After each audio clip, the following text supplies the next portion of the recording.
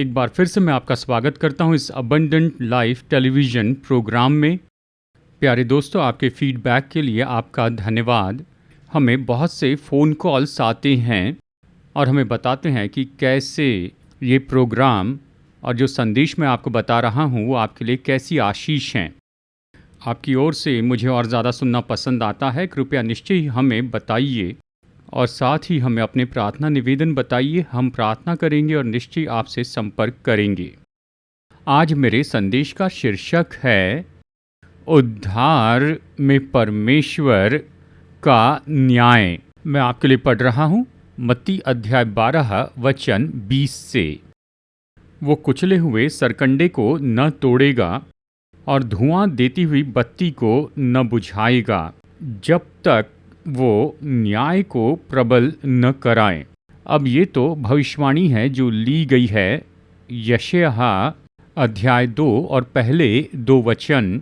ये इस बारे में है कि यीशु ही मसीहा हैं जो इस पृथ्वी पर आने वाले थे और वो किस तरह से न्याय लेकर आएंगे, और ख़ास करके हम लोग जो उद्धार पाए हैं। ये शुरू के शब्द तो बहुत ही महत्वपूर्ण है मेरे दोस्तों, और ये शब्द हैं वो कुचले हुए सरकंडे को न तोड़ेगा। अब ये कुचला हुआ सरकंडा क्या है? ये तो ऐसा सरकंडा है जो कुचला गया है, ये लगभग बिल्कुल टूटने की दशा में है। तो जब यीशु मसीह इस संसार में आए तब ऐसे लोग थे जो कुचले गए थे।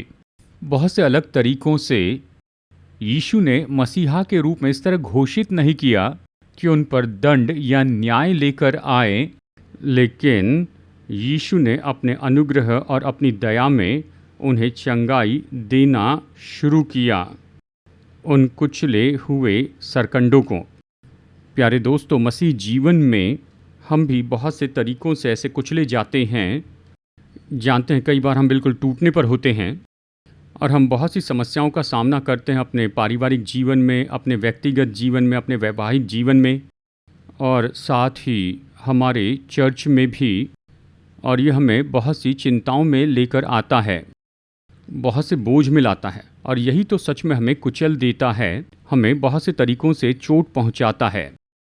यीशु की प्रतिज्ञा आज आप सबके लिए यही है और मेरे लिए भी यही है। कुचले हुए सरकंडे को वो नहीं तोड़ेंगे, वो तो अपनी परवाह में हमें लेंगे और यीशु हमसे मुलाकात करेंगे और वो हमारी सहायता करेंगे कि हमें नया बनाएं, हमें बिल्कुल नया करें, हमारे जीवन के किसी भी क्षेत्र में हमें नया बनाएं। दूसरी बात, परमेश्वर का वचन कहता है और धुआं देती हुई बत्ती को न बुझाएगा। धुआं देती हुई बत्ती क्या होती है?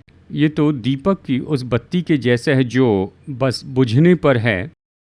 तो जब यीशु मसीह आए तब ऐसे बहुत से जीवन थे जो बिल्कुल बुझने पर थे, मुश्किलों के कारण या दुष्ट आत्माओं के काम के द्वारा या समस्याओं के कारण। तो यीशु मसीहा के रूप में इसलिए नहीं आए कि जो ज्योति धुआं देती है उसे वो पूरी तरह से बुझा दे। इसके बजाय वो इसलिए आए कि बुझती हुई बत्तियों को वो जलाएं जो बुझने पर हैं, जो बुझने पर उसमें नया जीवन दे। कितनी सुंदर प्रतिज्ञा है मेरे दोस्तों, ये परमेश्वर का न्याय है। हम लोग जो उद्धार पाए हैं, यीशु हमसे कहते हैं शायद तुम धुआं देती हुई बत्ती के जैसे हो जो बिल्कुल बुझने पर है। मैं तुमसे मिलूँगा, मैं तुम्हें तसल्ली दूंगा, तुम्हें शक्ति दूंगा, मैं तुम्हारी सहायता करूंगा, तुम्हारी मदद करूंगा। मैं तुम्हारे दीपक को, जीवन को नहीं बुझाऊंगा, लेकिन मैं अपना जीवन तुम में उंडेलूंगा और तुम्हें नया बनाऊंगा, तुम्हें नया जीवन दूंगा। दोस्तों, मसीह यीशु में यही तो परमेश्वर का न्याय है। क्या आपने इन शब्दों पर गौर किया? जब तक वो न्याय को प्रबल न करें तब तक शांत नहीं रहेंगे। हमारे न्याय के विजय को वो पाएंगे। न्याय तो शैतान की शक्तियों के ऊपर में विजय है, वो सारी बातें जो हमारे विरुद्ध में नकारात्मक हैं। तो यीशु कह रहे हैं कि मैं शांत नहीं बैठूंगा जब तक कि मैं तुम्हें अपना न्याय न दे दूं और जब तक कि तुम्हारे जीवन के सभी क्षेत्रों में तुम्हें विजयी न बना दूं। अब इस बहुत ही अद्भुत शाश्वती के साथ चलिए मैं आपको इसमें और गहराई में ले चलता हूँ। देखिए, जब यीशु ने इस पृथ्वी पर सेवकाई की थी, तब बहुत से लोग थे जो कुचले सरकंडे के जैसे थे, और ऐसी भी बत्तियां थी जो बिल्कुल बुझने पर थी, परंतु उसने हम में नया जीवन उंडेल दिया। मैंने 3 घटनाओं को यहाँ पर चुन लिया है जहाँ पर यीशु ने अपना जीवन और अपनी ज्योति उंडेल दी थी। सबसे पहले यदि हम मत्ती अध्याय 12 वचन 9 देखें, हम यहाँ एक सूखे हाथ वाले व्यक्ति को देखते हैं। चलिए इस वचन को मैं आपके लिए पढ़ता हूँ। मत्ती अध्याय 12 वचन 10। वहाँ एक मनुष्य था जिसका हाथ सूखा हुआ था, और आगे वचन 13 में हम पढ़ते हैं, तब उसने उस मनुष्य से कहा, अपना हाथ बढ़ा। उसने हाथ बढ़ाया और वो फिर दूसरे हाथ की तरह अच्छा हो गया। अब यहाँ पर देखिए, ये जो सूखा हुआ हाथ था, ये किस तरह का हाथ था? सबसे पहले उसमें कोई जीवन नहीं था, पूरी तरह से अपाहिज था, और ये तो केवल ऐसे ही लटका हुआ था, और उसमें कोई शक्ति नहीं थी, और वो मनुष्य उस हाथ का उपयोग नहीं कर सकता था। ये तो पूरी तरह से सूखा हुआ हाथ था। ऐसा व्यक्ति जो पूरी तरह कुचला था, जिसका जीवन सूखे हाथ के कारण मानो बुझती हुई बत्ती के जैसे था, उससे यीशु मसीह मिलने गए और उससे कहा, अपना हाथ बढ़ा, और वो हाथ तुरंत चंगा हो गया था, और वो हाथ तो बिल्कुल दूसरे हाथ के जैसे सामान्य हो गया था। दोस्तों, मसीह जीवन में हमारा शायद सूखा हुआ हाथ नहीं है, हो सकता है कुछ लोगों का हो, लेकिन ज़्यादातर हमारे मसीह जीवन में ऐसे क्षेत्र होते हैं जो सूखे हुए हाथ को दर्शाने वाली बात होती है। कई बार ऐसी परिस्थिति होती है जो पूरी तरह से सूखी हुई होती है या सूख रही होती है, पूरी तरह बेजान होता है। दोस्तों, अगर आपके जीवन में ऐसी कोई परिस्थिति है, मेरे पास आपके लिए खुश खबर है। यीशु कहते हैं, मैं तुमसे मिलने आऊँगा और मैं तुम्हें न्याय दूंगा, और मैं सब कुछ ठीक कर दूंगा, तुम्हारे जीवन की उस सूखी हुई परिस्थिति को, और मैं तुम में अपना जीवन और अपनी ज्योति उंडेलूँगा। हमारे मसीह जीवन में भी ऐसे ही होता है। जानते हैं, कई बार हमारा जीवन बोझ के कारण, समस्याएं या फिर मुश्किलों के कारण जीवन ऐसे सूखा हुआ होता है, जिंदगी नहीं, और हम थक जाते हैं। कई बार हम भावनात्मक रीति से सूख जाते हैं। कोई शांति नहीं रहती, कोई आनंद नहीं रहता, केवल चिंता और डर होता है, निराशा, हार, आशाहीनता, ये सब होती है। तो हमारा मन भी ऐसे ही सूख जाता है। साथ ही हमारे मसीह जीवन में हम अपने आत्मिक जीवन में भी सूख जाते हैं। जानते हैं, हम चर्च में आते हैं, परमेश्वर का वचन सुनते हैं, प्रार्थना करते हैं, किसी तरह से वो आत्मिक उन्नति जो हम चाहते हैं वो नहीं आती है। वो सूखा हुआ आत्मिक जीवन ऐसे ही बने रहता है। कई बार हमारे बच्चों का जीवन ऐसे सूखा हुआ होता है, वो प्रभु में नहीं होते हैं, उन्होंने उद्धार नहीं पाया है, शायद वो ऐसे ही कुछ गलत बातों के आदी हैं, वो अच्छे से पढ़ाई नहीं करते हैं, अपनी ज़िंदगी बर्बाद कर रहे हैं। अब ये केवल उनके लिए दुखदाई नहीं है, लेकिन उनके माता पिता के लिए भी दुखदाई है। फिर उसके बाद में संबंधों के बारे में देखिए। कुछ विवाह तो शुरू में अच्छे होते हैं, लेकिन जैसे साल बीतते जाते हैं वो तो बिल्कुल बेजान लगने लगते हैं। उनमें प्रेम नहीं है, उनमें एकता नहीं है, और फिर विवाह में ये बस ऐसे ही चलते रहता है, और फिर उसमें कोई जान नहीं होती है। यीशु ये भी प्रतिज्ञा करते हैं कि मैं उस सूखे हुए वैवाहिक जीवन में अपना जीवन उंडेलूँगा, और इसी तरह से हर एक संबंधों में, जानते हैं हमारे बहुत अच्छे संबंध होते हैं, पिता और बच्चों में, माता और बच्चों में, भाइयों और बहनों में, सास ससुर और दादा दादी, नाना नानी के साथ, और इन संबंधों को भी निश्चय ही अच्छा होना चाहिए। इसमें जीवन होना चाहिए, इसमें आनंद होना चाहिए, लेकिन वो किस तरह से सूख जाते हैं। तो यीशु ये प्रतिज्ञा करते हैं कि मैं अपना जीवन उंडेलूँगा उन सारी परिस्थितियों में जो सूख रही हैं, मैं उन्हें फिर से जीवित करूँगा। मैंने आपको ऐसी कुछ बातें बताई हैं जो मैंने सोची हैं, लेकिन वो एक बात क्या है, मैंने जो कुछ कहा उससे हटकर आपके जीवन में क्या सूख रहा है या आपके परिवार में, इस पर सोचिए। यही खुशखबरी है। यीशु ये कहते हैं, मैं अपना न्याय लाऊंगा, मैं अपना जीवन उंडेलूंगा और निश्चय ही मैं उस सूखेपन को दूर करूंगा और उसकी जगह पर मैं भर दूंगा, उसे अद्भुत जीवन और जागृति से भरूंगा। इस प्रतिज्ञा वचन को सुनिए, भजन संहिता 103:6। यहोवा सब पिसे हुओं के लिए धर्म और न्याय के काम करता है। बहुत ही अद्भुत वचन है प्यारे दोस्तों। चलिए अब आगे बढ़ते हैं। यीशु के समय ये जो सूखे हाथ वाला व्यक्ति था, उसने यीशु से इस न्याय को प्राप्त किया और उसने अपने हाथ में इस तरह से अद्भुत चंगाई पाई थी। उस व्यक्ति ने एक काम किया था जो कि बहुत ही महत्वपूर्ण था। जब यीशु ने कहा कि अपना हाथ बढ़ा, तो उसने हाथ बढ़ाया। जानते हैं, ये तो सामान्य समझ की बात है। वो हाथ तो सूखा हुआ था, उसमें कोई जान नहीं थी, वो उसे उठा भी नहीं सकता था। तो उसने कैसे वो हाथ बढ़ाया? यही तो बात है, क्योंकि यीशु ने ये कहा था, मसीहा ने ये कहा था, परमेश्वर के पुत्र ने ये कहा था। उसने ये कोशिश की कि अपना हाथ बढ़ाए।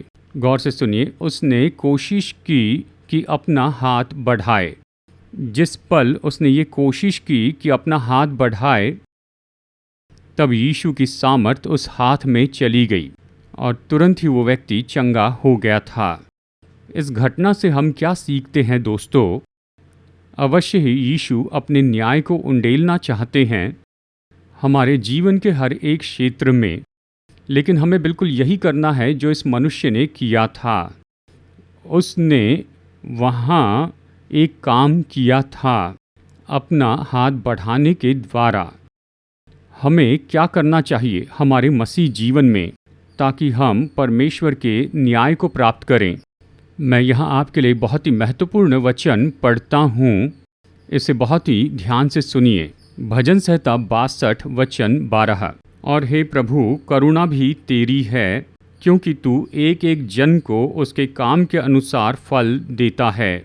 गौर कीजिए, परमेश्वर हमारे कामों के अनुसार हमें फल देते हैं। हमारे काम, तो ये काम क्या हैं?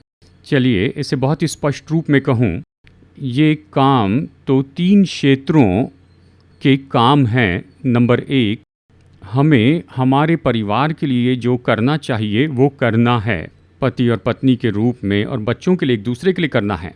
जब हम भलाई करेंगे, जब हमें जो करना चाहिए वो करते हैं हमारे परिवार के लिए, परमेश्वर उसे लेते हैं और अपने न्याय को उंडेलते हैं। दूसरी बात, हमारे संगी विश्वासी के लिए हमारी चर्च में जो करना चाहिए वो करना है, क्योंकि हम काइनोनिया है, यानी मसीह की देह हैं। हमें एक दूसरे की मदद करनी चाहिए, एक दूसरे की सहायता करनी चाहिए, हमें एक दूसरे के लिए भलाई करनी चाहिए। जब हम अपने संगी विश्वासियों के लिए भलाई करते हैं, परमेश्वर कहते हैं उन कामों के द्वारा मैं अपना न्याय उंडेलूंगा। तीसरी बात, हमें परमेश्वर के लिए जो करना चाहिए वो करना है। यहोवा परमेश्वर को हमें उसे देना चाहिए, हमारा समय, हमारी योग्यता, और साथ ही हमें सेवकाई के लिए देना चाहिए अपनी भेंटें और अपने दशवांश।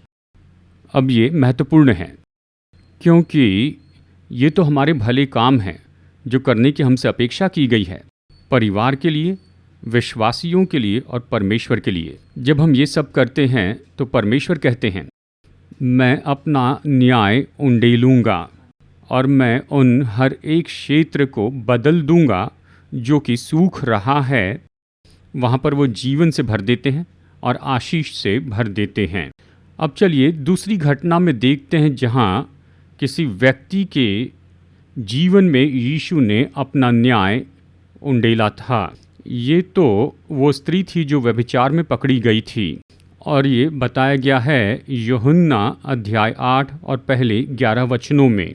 मैं आपके लिए पढ़ रहा हूँ वचन 3 और 4। तब शास्त्री और फरीसी एक स्त्री को लाए जो व्यभिचार में पकड़ी गई थी, और उसको बीच में खड़ा करके यीशु से कहा, हे गुरु, ये स्त्री व्यभिचार करते पकड़ी गई है।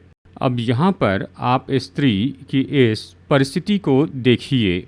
वो तो कुचले हुए सरकंडे के जैसी थी, वो तो उस बुझती हुई बत्ती के जैसी थी। शास्त्री और फरीसियों ने यीशु से कहा, क्योंकि ये तो व्यभिचार करते हुए पकड़ी गई है, व्यवस्था के अनुसार इसे पत्थरवा करके मार देना चाहिए। और वो सब वहाँ राह देख रहे थे बड़े पत्थरों के साथ कि उसे मारें। हर एक पत्थर उसे इस तरह से जख्मी कर देता कि उसमें से खून बहने लगता और आखिरकार वो मर जाती। अब उसकी परिस्थिति को देखिए, वो तो बहुत ही डरी थी और बहुत ही निराश थी। उस पर पत्थरवा होने वाला था कि वो मर जाए।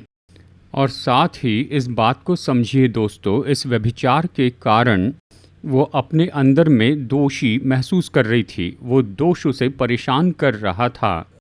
ये तो वो कुचले हुए सरकंडे जैसे थी जो दोष भावना से भरी हुई थी। ये तो ऐसे बत्ती के जैसे थी जो कि बिल्कुल दोष भावना के कारण बुझने वाली थी। हम सब ये कहानी जानते हैं। फिर यीशु ने कहा, ठीक है, अगर परमेश्वर ने यही कहा है, जिसने कभी कोई पाप नहीं किया वो पहला पत्थर मारे। तो उन सब ने जाना कि वो तो पापी हैं और वो वहाँ से चले गए। तो यीशु ने उस स्त्री के पास आकर कहा, हे नारी, क्या उन्होंने तुझे दंडित नहीं किया? तो स्त्री ने कहा, नहीं प्रभु। तब यीशु ने कहा, मैं भी तुझे दंड नहीं दूंगा। कितना बड़ा अनुग्रह है। जब उस स्त्री ने वहाँ पर मसीहा को देखा तो शायद उसने सोचा होगा कि मसीहा तो उस पर पत्थरवाह करने के बजाय उससे भी कठोर दंड उसे देंगे। लेकिन मसीहा ने वैसे नहीं किया। वो तो ऐसे मसीहा है जो अनुग्रह और दया से भरे हैं। तब यीशु ने उससे कहा कि मैं भी तुझे दंडित नहीं करूँगा, तू जा और फिर कभी पाप मत कर। प्यारे दोस्तों, हमारे मसीह जीवन में हम उद्धार पाए हैं, लेकिन जैसे हम अपने मसीह जीवन में आगे बढ़ते जाते हैं तो हम पाप करते हैं। और पाप क्या है? पहला यूहन्ना अध्याय 3:4 ये अद्भुत शब्दों में बताता है, जो कोई पाप करता है वो व्यवस्था का विरोध करता है, और पाप तो व्यवस्था का विरोध है। इसका क्या अर्थ है? इसका अर्थ है पाप तो व्यवस्था तोड़ना है। पाप तो बाइबल में दी हुई आज्ञाओं को तोड़ना है। केवल दो तरह की आज्ञाएं हैं। एक तो ऐसी आज्ञाएं जो हमें बताती हैं कि हमें कुछ गलत नहीं करना है। हमारे मसीह जीवन में हम सबसे अच्छी कोशिश करते हैं, लेकिन कई बार हम कुछ गलत काम करते हैं। और फिर ऐसी भी आज्ञाएं हैं जो हमें सही काम करने के लिए कहती हैं। ये ऐसी आज्ञाएं हैं जो हमें पूरी करनी चाहिए, उनका अनुकरण करना चाहिए। हमारे मसीह जीवन में हम हमेशा सावधान होते हैं कि हम कुछ गलत काम न करें। लेकिन हमारे मसीह जीवन में सवाल ये है, क्या हम वो काम कर रहे हैं जो कि सही है?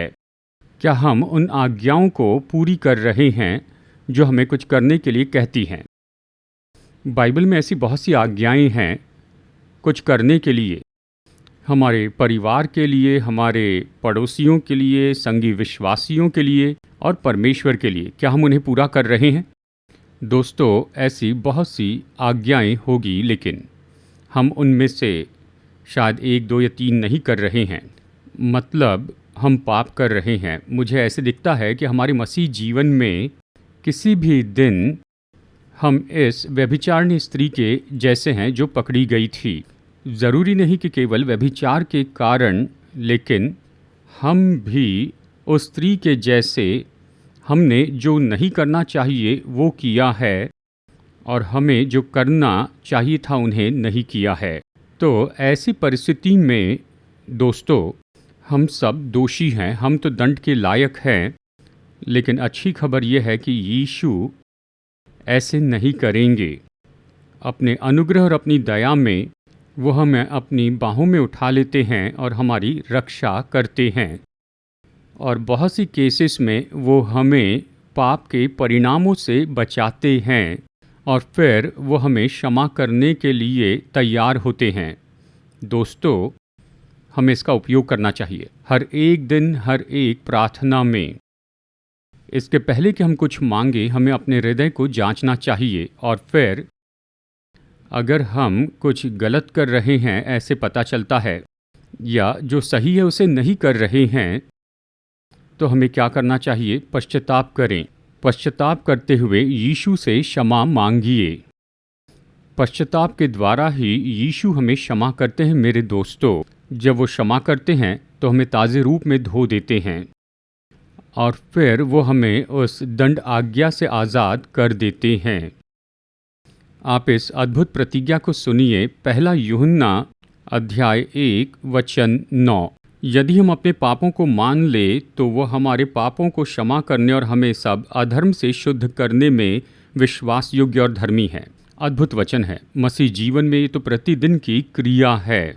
परमेश्वर के अनुग्रह को आप कभी भी पाप करने के अवसर के रूप में न लें। यीशु हमें क्षमा करते हैं, ये उसका अनुग्रह है।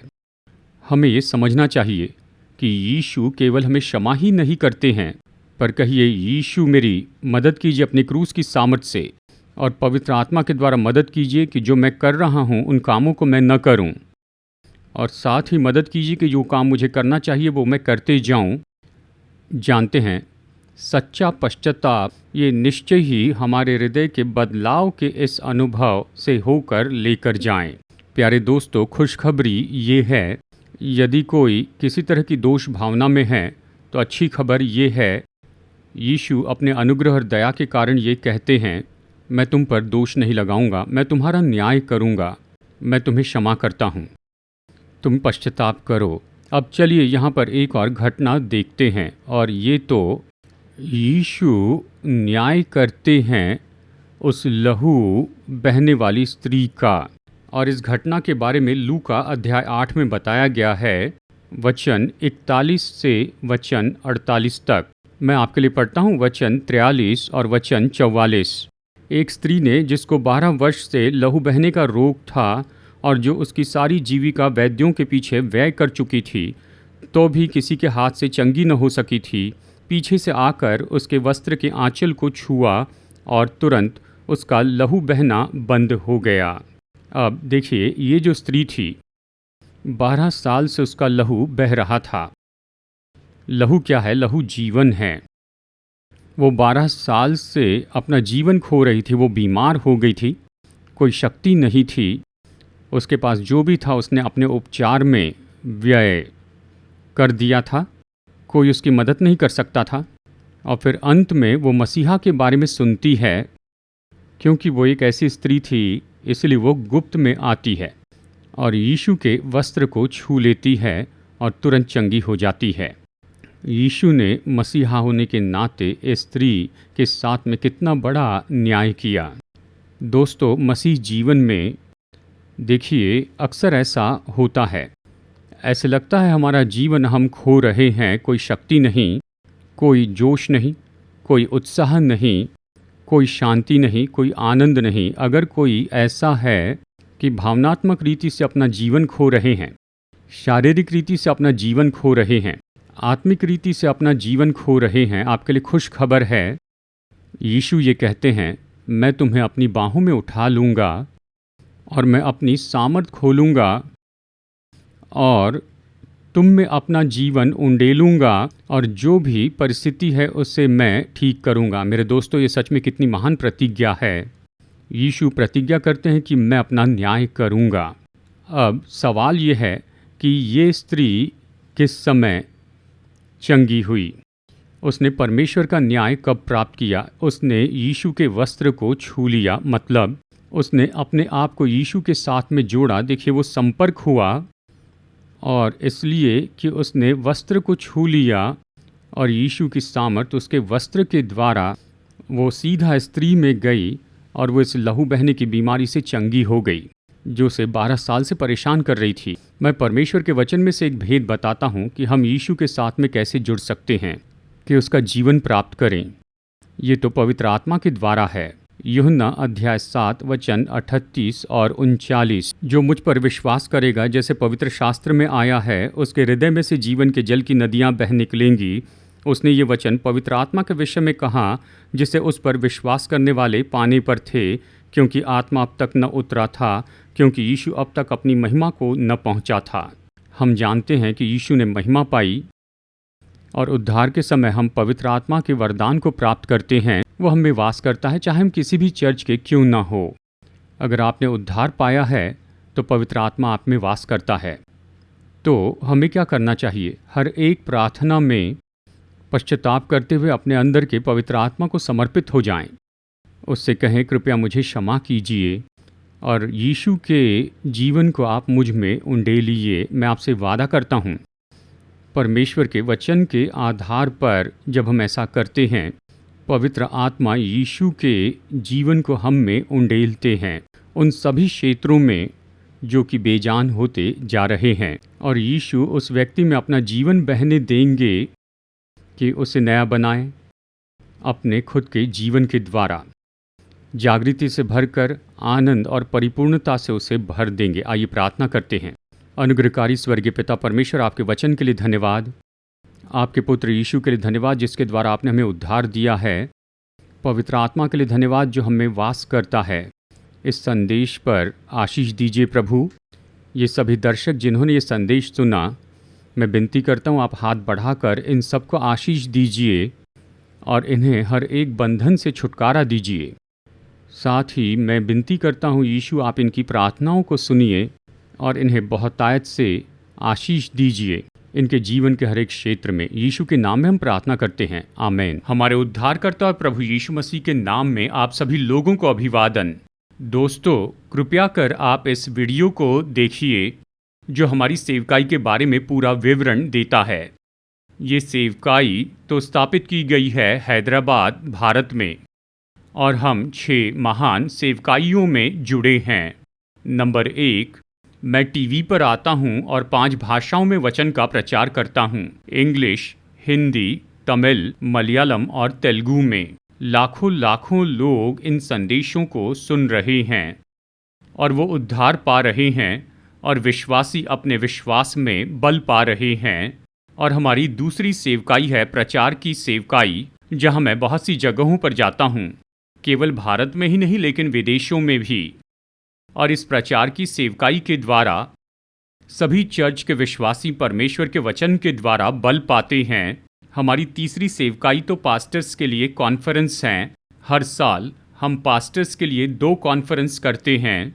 लगभग 130 पास्टर्स आते हैं, सभी अलग अलग प्रोटेस्टेंट चर्च से, और 4 दिनों तक हम उन्हें मसीह सेवकाई के अलग अलग दृष्टिकोण के बारे में ट्रेनिंग देते हैं।